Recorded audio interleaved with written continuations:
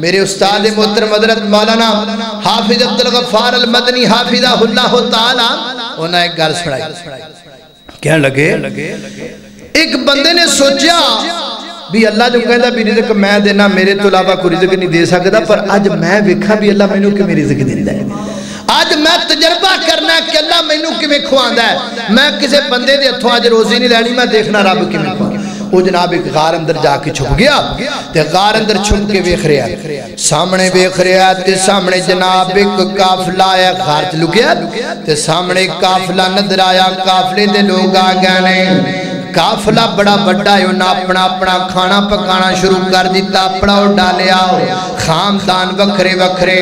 کوئی مسافران دا جتھا 10 بندیاں دا 10 بندیاں دا پکا رہے نے.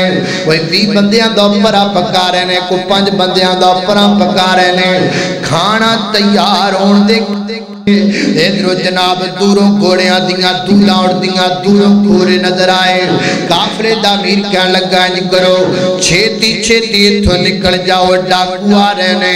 ممکن ہے سانو لٹ لین کچھ نہ چھڑن ساڑھے بندے دے اندر جنی جلدی ہو سکتا نکل جاؤ چلے جاؤ. وہ اپنا سامان چکیا جنہ کو چکیا گیا چک لیا جنہ کو کھانا نال بنیا گیا بن لیا جڑا لے گیا باقی پیار رہ گیا.